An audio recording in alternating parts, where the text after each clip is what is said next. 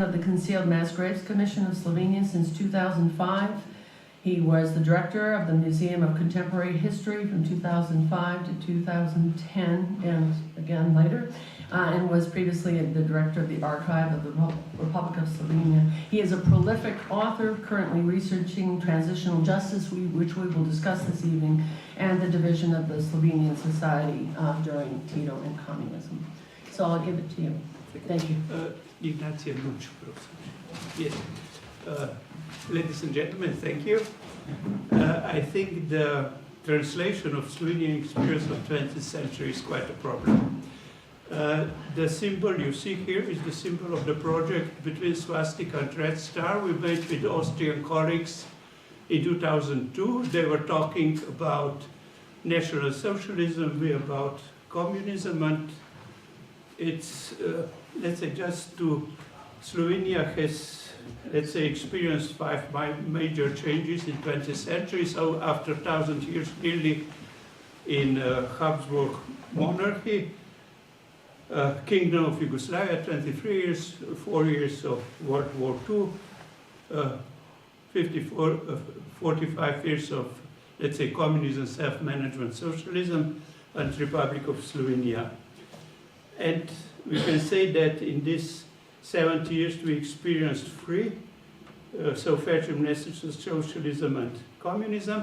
And this is a starting situation. Slovenia in first Yugoslavia, so nearly 20% of actual territory of Slovenia was under fascism, and Italians or Italian chauvinism, national, began with year 20, and also in Austria, Austrian nationalism against Slovenians was first experience of National Socialism. Then World War II for occupiers, red Italian, Germans, Hungarians, a little part of the independent state of Croatia, and a basic result of the war was that Slovenia gained with the London Agreement in 45 approximately 1/4 of territory. But World War II is quite a complex process in Slovenia with occupation, dismemberment, annexation, resistance, revolution, counter-revolution, collaboration, civil war. And the first problem of our history are numbers. Nearly half of victims in communism were tabooed.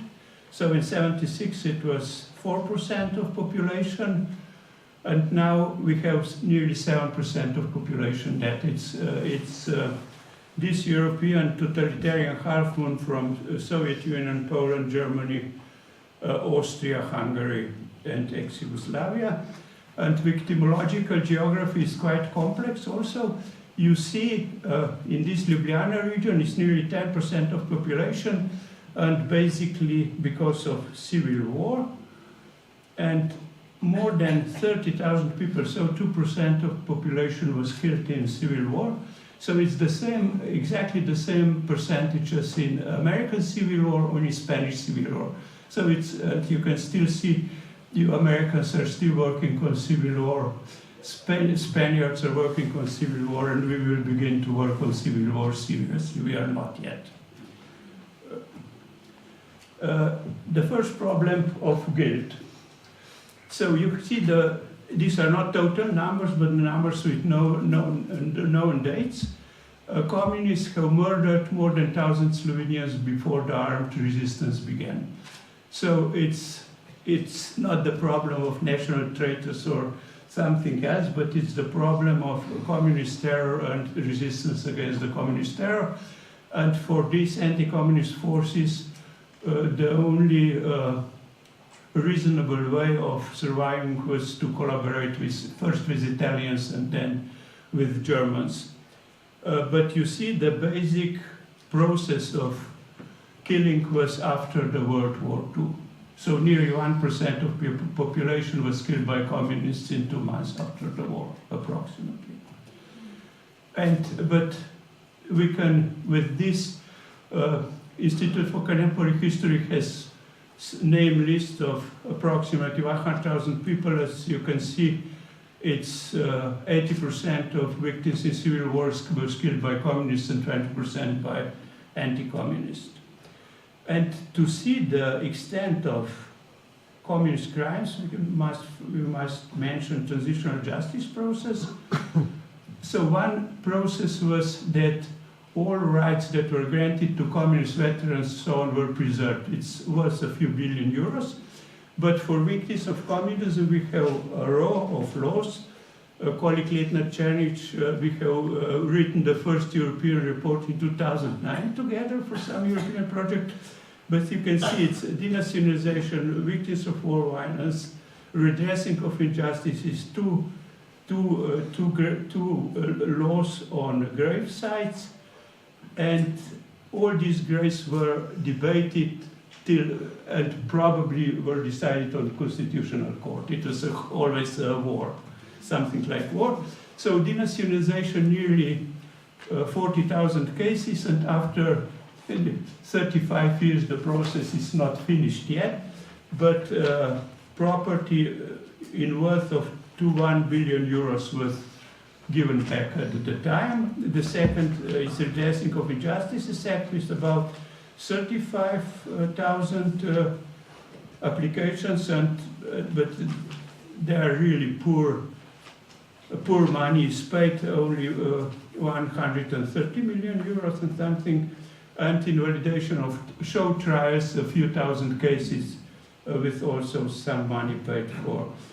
But now, what's the matter of this problem? You can see that the extent of communist crimes, it's not only civil war, but it's also a class war, collectivization of peasantry, and also war against religion and church. It's a simple case that was the most debated in Slovenia. It's 2009. Shaftos and Barbara, you will see the case is now prepared, will be opened as a museum next year. It was 2009 when, after breaking through 11 barriers, hundreds of cubic meters of different materials, we entered the shaft with approximately, with this vertical, horizontal shaft is 430 victims mummified. It was a huge international echo.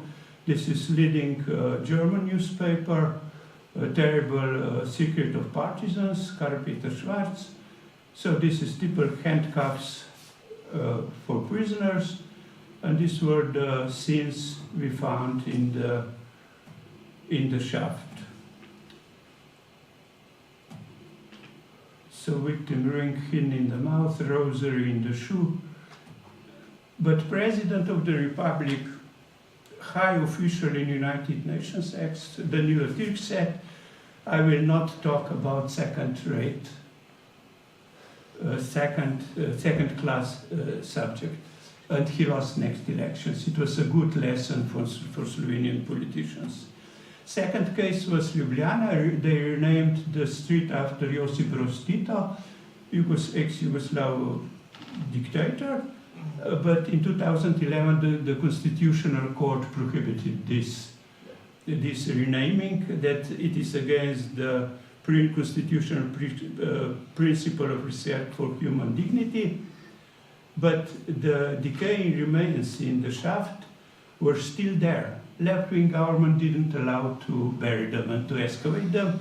It was still 2015 that 1,410 victims were exhumed and buried in 2016 with highest representative of Slovenia and Croatia. So we can enter now this, let's say, sociological division of Yugoslav society. It was somehow apartheid or structural racism. Society was divided, or that victims of war and revolution and their relatives were divided on good and bad. One had right to grave on memory, the others didn't. It is more than 50,000 in Party Hell and more than 40,000 in Party Heaven and more than 40,000 Party Hell. The fact is that on Slovenian territory it was concentration of retreating forces from Balkans, and it was the worst mass murder after the Second World War in Europe. it's 10,000 Srebrenica when we compare in Slovenia. It's the worst fratricide of Slovenian population and the worst fratricide of Croats. It's more than 200,000 of Yugoslavs were killed in a few months and more than 70,000 prisoners of war in Germany. So I mentioned this law on war graves, and this is the situation now. Approximately 800 registered applications of concealed mass graves. After that, 1/4, more than 200 were researched. You can see some evidence. More than 9,000 victims were exhumed. 160 graves were arranged in nature. And there is now, this war is really raging from 2022-23. So first Janša's government established the Museum of Slovenian Independence. Next year, new government has abolished the museum. In 2022, declared May 17th as the Day of Remembrance on Victims of Communism. It was in 1942 the first big group of Roma population was killed by partisans, and the next year this new government abolished the Memorial Day on Victims of Communism, and now Slovenia is entering European scene. In 2023, a petition by our colleague Mitja Ferenc on preserving the memory of victims of post-war communist period was adopted in European Parliament. Slovenian government didn't respond, and so this year, on July 8th, the resolution on preserving the memory of the victims of post-war communist period in Slovenia was adopted. So this is the situation when we see that a lot of research was done, a lot of right was acknowledged to victims of communism, but the basic principle, let's say, of this, I say, Titophilic or pro-communist or revolutionary side of Slovenian society is still defending lies, taboos, and trying to go against, or let's say so simple, they're trying to piss against the wind. They are, of course, lost, but they have at the time power, and they are, I think it's, I don't see this as a special tragedy. It's, let's say, it's really a cultural war. We can compare with many things when we mention American Civil War, Slovenian Civil War, but that you see the major responsibility for major crimes is with no doubt on communist side, and we can peacefully face the future research that will open some new questions.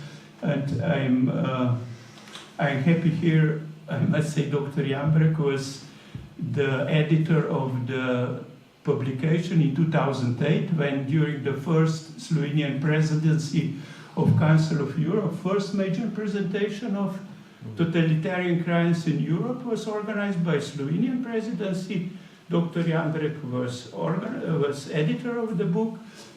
He's, of course, a big historical person.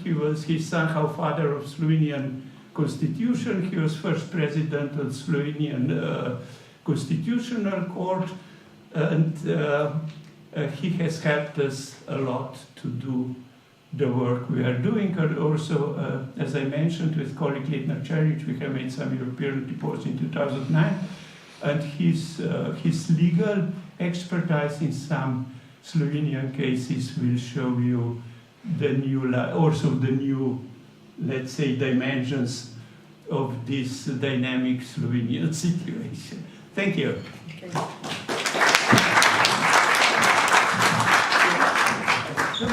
Thank you, Dr. Dezman. While we switch speakers, I'll introduce the next one. But I wanted to point out, since we have our term members here, that the document they're referring to, the crimes committed by totalitarian regimes, published in 2008, that you received it all about 2 months ago. Hopefully you read it, but that's the same document that we're referring to. Our next speaker is Professor Dr. Jernej Letnar Cernic. Professor of law specializing in human rights and constitutional law at the European Faculty of Law and Government at the New University here in Ljubljana and Kran, right? Has over 20 years of teaching, research experience, consulting in human rights law, constitutional law, human rights, public international law, and he is cited in many reports at the United Nations, European Parliament, Council of Europe, Slovenian Constitutional Court, and the European Court of Human Rights. Please, go ahead. Thank you very much. The mic is working? I can hear you. Yeah. Yeah. Okay. Yeah, thank you very much. Welcome to Ljubljana. Thank you very much for the invitation, Mrs. Velikonja. It's a pleasure to join this discussion. And I'll just continue where Dr. Dezman left, particularly when we are talking about, how to move from non-democratic to democratic regime. There are several options a country can choose, And there are examples from various comparative experiences where countries wish or decide to start with a clean slate, without remembering what happened in the past, just moving to a new democracy based on constitution. Other countries choose to, adopt several measures to deal with past human rights injustices, and some other countries they adopt full-fledged restorative and retributive transitional justice measures. And of course, when we talk about Slovenia, we have to place, Slovenia in the context where we are. We are in Central Europe, we are in Eastern Europe. Slovenia was behind the Iron Curtain, and several countries had similar experiences in Central Eastern Europe, such as Romania, Bulgaria, also a lot of crimes against humanity, war crimes, and so on. And those countries chose to prosecute, individuals, perpetrators for those crimes when they become democratic. For example, Romania has successfully tried several individuals for crimes against humanity and war crimes during the Ceausescu communist regime. Of course, there are also other examples. For example, perhaps the closest to Slovenian approach to transitional justice is the one of Spain. Spain initially just wanted to move to democracy, forgetting what happened in the past, forgetting the mass graves during the Franco regime and civil war. So there are different approaches, and when one looks at Slovenian experience, one has to be, diligent and sober, and not to rush into conclusions, when assessing what has been done in Slovenia. Particularly when we talk from the perspective of retributive justice, transitional justice. That means that a country should prosecute perpetrators of human rights violations and war crimes against humanity, as, for example, has been done after the Balkan Wars in 1990s, when also Mrs. Velikonja was active, to prosecute the perpetrator, the most responsible people. Of course, when we talk about that in Slovenia, one wishes that more has been done so far. No individual has been prosecuted. Well, they were prosecuted, but no case came into the trial stage. For example, one case you may have heard these days is a case of a prosecutor versus Mitja Ribicic. Mitja Ribicic was a high official during the communist times, and there was an attempt in the middle of 2010s to prosecute that individuals for crimes committed, but then the whole process stopped in initial stage because there was not sufficient evidence to proceed to trial stage. There was no suspicions, sufficient gathered to start with the trial stage. And we can discuss later why that was the case. What is the integrity of a Slovenian prosecutor's office and judicial offices? How fair, how independent, how impartial they are or not.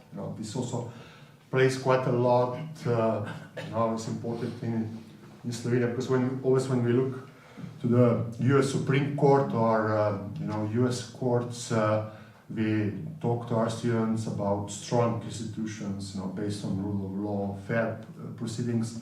Well, the story in Slovenia is a bit different. It's a young state. We are still transitioning from non-democratic to democratic regime, and particularly in judiciary. Only nowadays, in the last couple of years, people who are still judges in the former communist regime, they are retiring, because there is a compulsory retirement age of 70 for judges in Slovenia, and now, those people, they are completing this age, and they have to retire, So it's a lot to do with the change of mentality. So concerning retributive justice, not much has been done. Not many individuals have been prosecuted. No one was convicted for crimes against humanity, which is perhaps, in contrast to other Central European states, because there were some proceedings in Czech Republic. We know particularly of very successful proceedings for crimes during the communist times in the Eastern Germany after unification, democratization. Just remember, the wall cases, where people were shot on the Berlin Wall because they were trying to flee. So many cases, successful prosecutions in German courts after democratization. Also in Poland, some proceedings were there, and particularly in Baltic countries. Baltic countries are textbook example of a good practice how to prosecute those individuals who committed crimes during the communist regimes.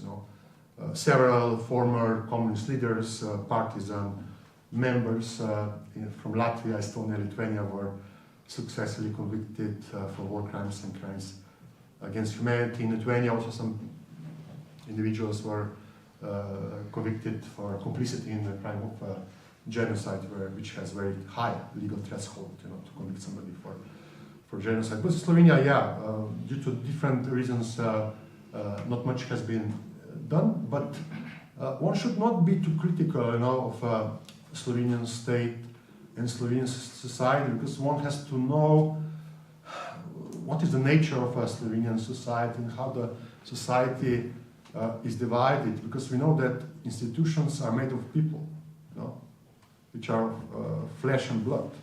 Those people who live in Slovenia, and they, in most cases, particularly in judiciary, they come from families which were connected to the former regime and so on. So one should not be too disappointed, because when we talk about restorative measures of transitional justice, restorative transitional justice means that a state adopts different laws which can compensate victims of communist crimes.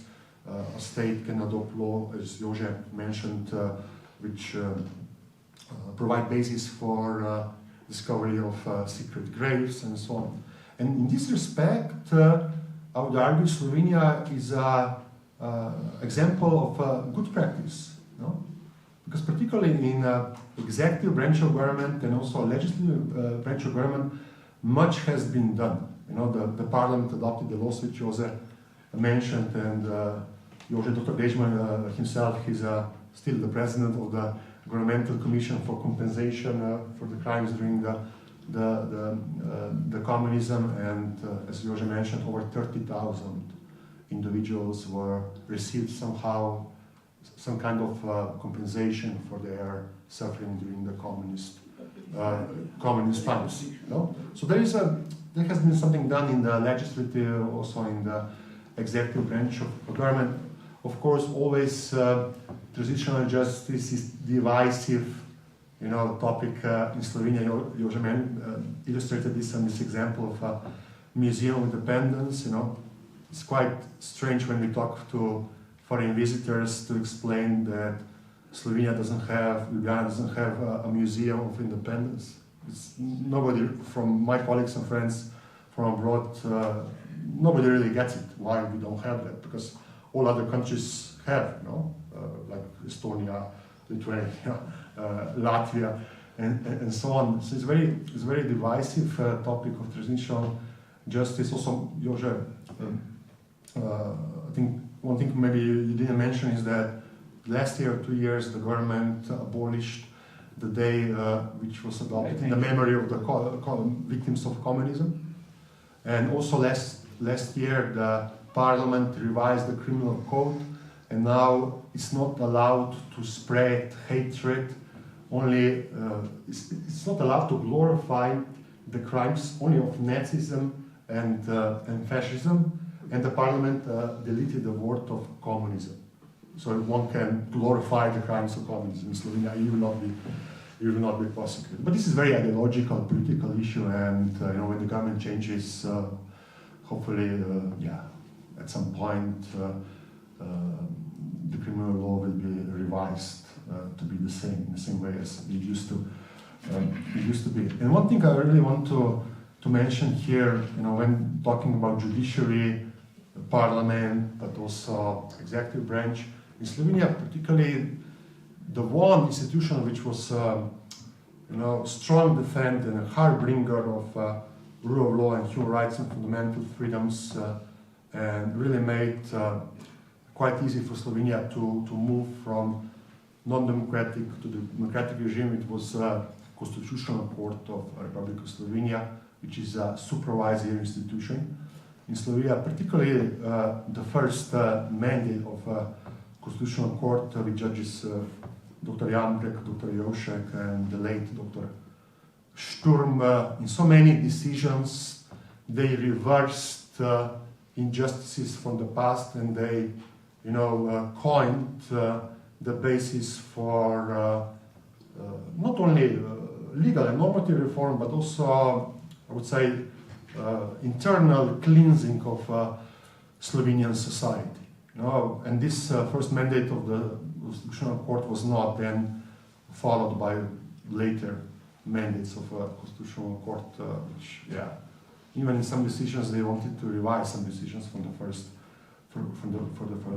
mandate. One has to know this, that without the first mandate of the Constitutional Court of Slovenia, the result of the judicial justice in Slovenia would be different as it is at the moment. So it's the story of judicial justice in Slovenia is a mixed bag. Some successes on the restorative part, less successful on prosecuting perpetrators for crimes against humanity, but in context, because one has to be also sober and diligent when assessing what has been done in Slovenia, for example, comparing to Croatia, to the judicial justice in Croatia, or to Spain. Slovenia is nonetheless a good example of good practice how to move from non-democratic to democratic regimes, because never is possible to adopt full-fledged measures. We see this in Ukraine, in Gaza, in many African societies. Very difficult to prosecute everybody, and it's very difficult to adopt transitional justice measures if the society has to move forward. Because the aim of transitional justice, also in Slovenia, and also my wish, and why I also work in this area, even though it sometimes it's not easy to talk about these topics in Slovenia, because you're always characterized as belonging to this or this category of Slovenian society. But my wish and my objective in my work in civil society, but also as a professor, is to ensure that Slovenia is a society where people with different family backgrounds and different ideological political views can coexist. And that we do not witness glorification of the past crimes, that we remember what has happened in the past, so that we can deliver and share our knowledge with the students, with the rest of the society. I'll stop here, Mrs. Velikonja. Yes, thank you very much.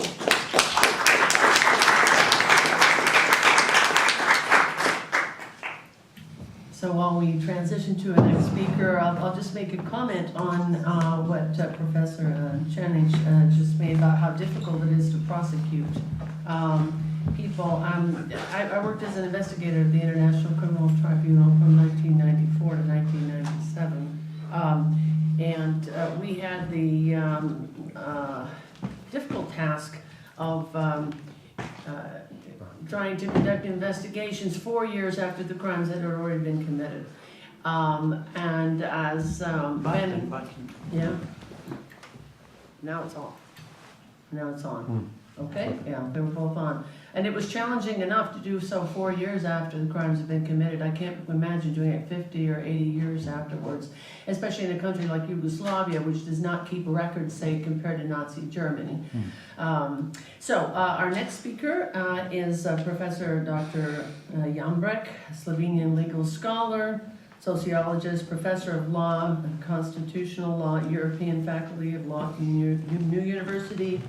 You really need no introduction. Many people know who he is, but in particular relevant to our tour, and he researched the concentration camps in Slovenia between 1949 and 1951, and we will be visiting Brestanica, which was Reichenberg immediately after the war, and learning about that. So without further ado, please go ahead. Can I speak from here? You can. Can you hear me? Yes. Is it all right? Check. Here? Mm-hmm. Oh, That should work. now? Yep. Now it's better. Yep. Okay.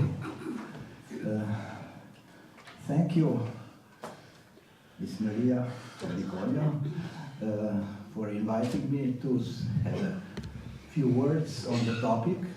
And I'm honored and glad that I'm in a company of Slovenians, of Americans, citizens of the United States, who are interested in what went on and what happened to their relatives, to their family, while they had a bad luck being Slovenians in Slovenia in those faraway times. The Communist Party of Yugoslavia, Slovenia was included into this party. Before the Second World War, before 1940, was court-declared terrorist organization. A small group led by professional killers, trained in Soviet Union for mass propaganda, for liquidations, and for all kinds of acts typical of a terrorist organization. When the war started in Slovenia in May 1940, the Yugoslav Communist Party, as we can find out from their pronouncements at that time, hoped that by joining a war against occupying forces of Hitler and Mussolini, they may gain legitimate status in a post-war country, Yugoslavia or whatever. So their ambitions were rather modest, and to help the resistance against the occupying forces in Slovenia, they used all kinds of tactics. They were trained in Soviet Union. In 41 and 42, as Joze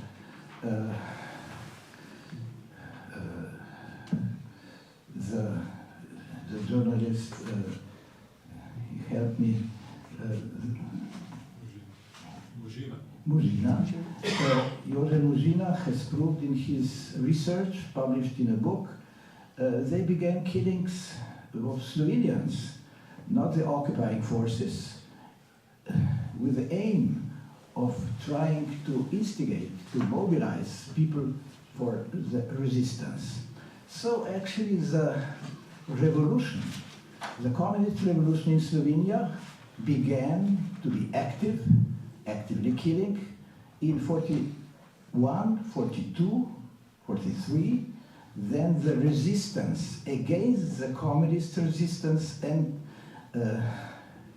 has grown up also by the so-called Home Guards, who were afraid of the communist terror during the war.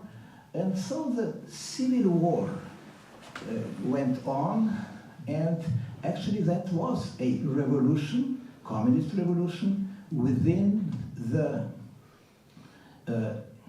in the times of a major Second World War in Slovenia. Then, after the war, Slovenia had a bad luck that the British and Americans waited and did not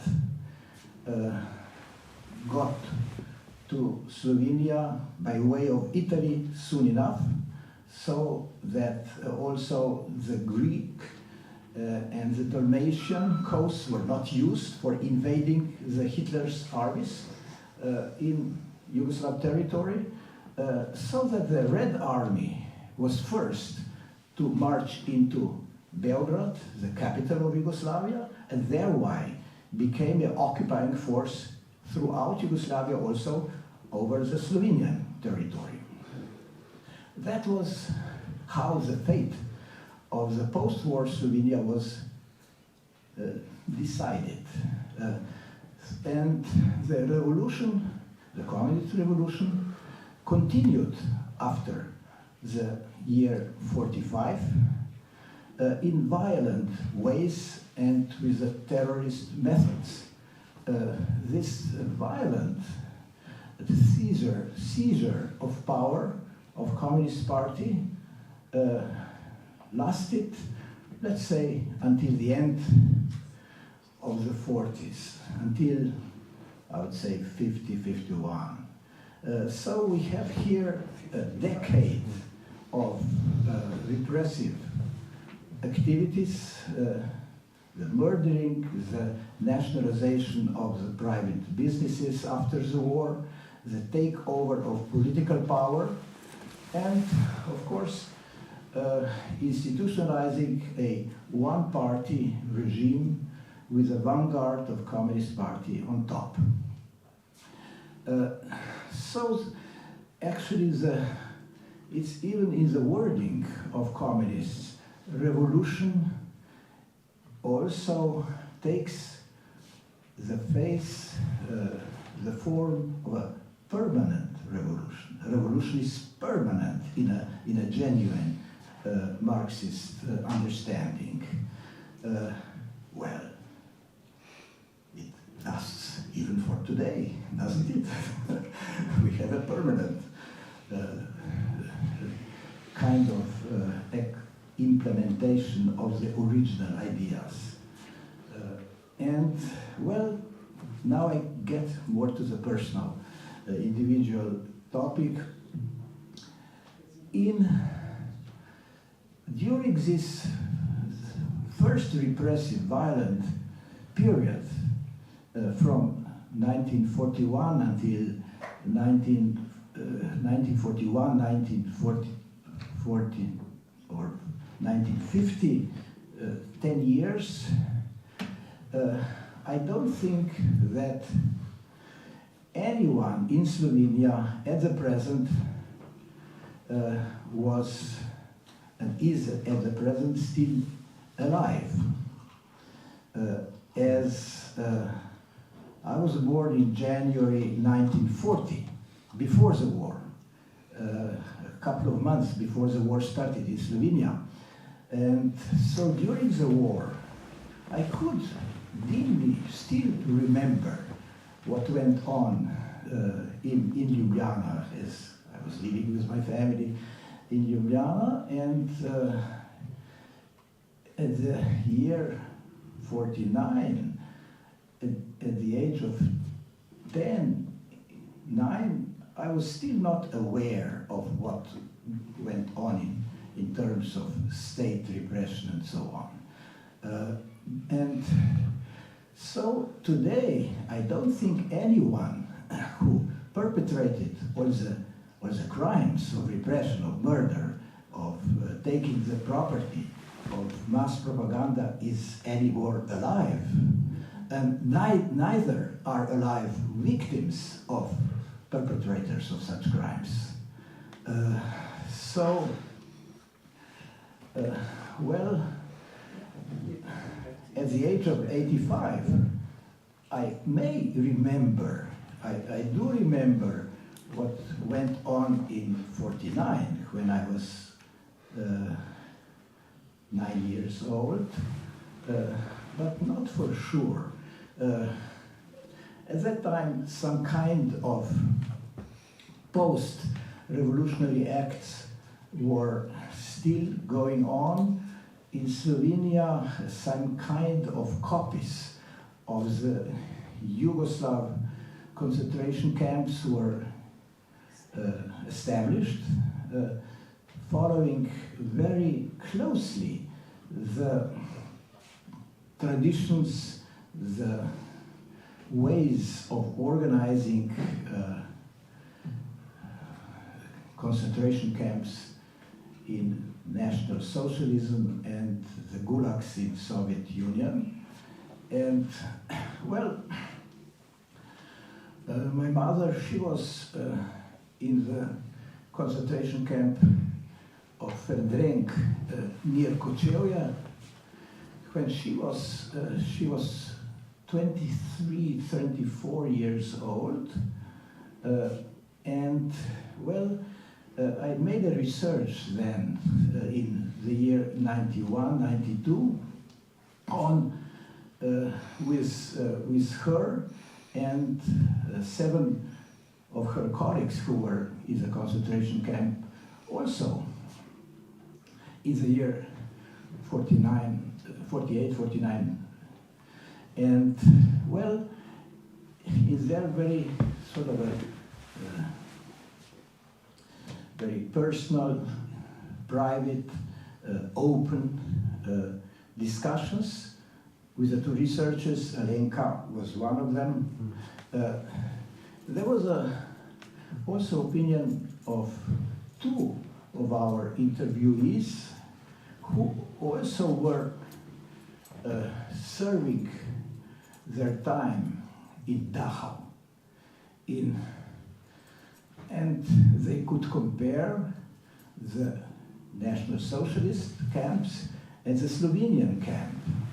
So they said the way of organizing, the way of disciplinary methods by the guards, it was pretty much the same. So that actually those kind of institutions of repression in the 3 totalitarian regimes, in Italian fascist, in RAP, in communist RAP, and Verdrink and others, they followed the same pattern, but those 2 who also experienced Dachau told us in the research that the Slovenian camp was a bit distinguished in terms of smell, stinking, rats, and primitivism and sadism of the guards. So they excelled in comparison with the Germans. The German camps were a little bit more orderly. It didn't smell so bad, and the rats were not biting the prisoners. So let me say that actually, why do we remember and are interested in those times, 41, 49, nowadays, in a democratic, independent state of Slovenia? Of course, you Americans have a little bit different perspective, different experiences, different ways of approaching the topic, but we are living here in this society, which, as Joze Dezman has reported, underwent repression of 3 totalitarian regimes and has a really remarkable percentage of killings per population. Well, victims are not living anymore. Perpetrators of crimes are not living anymore. Now, why is the topic still interesting? Well, it may be, it's in my opinion, that in essence, nothing has changed. Slovenia does not experience anymore a system with violent, in physical terms, repression. But the soft ways of dominance of the same class, new class and new class, is using maybe even more efficiently methods of subjugating the population. Now, you see, with the National Socialism, the Hitler, okay, he had just a couple of years to perfect, to maximize efficiency of his regime, and then soon he went after occupying neighboring countries. And during the war, he lost the war, killed himself, and well, at least in the West, denazification happened quite immediately after the war. In comparison with the fascism, also did not last in Italy much longer. Actually, the Mussolini shared the fate of Hitler. Communism lasted from the First World War, the Bolshevik Revolution, until formally 90. So it had the privilege of, let's say, almost 75 years of controlling its population and repressing it. And in Slovenia, we may say we experienced Second World War for 5 years, 41, 45, then the repression, physical repression and violence from 45 to 50 for 10 years, and then for the rest of the time until the year 1919, when the democratic takeover change took place. Actually, we had the Slovenian communism another 45 years. That's quite a lot.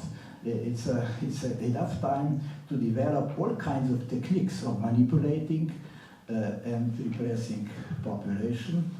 And then, after the year 1990, for the last 35 years, well, Maria, I'll end with this. Nothing has changed.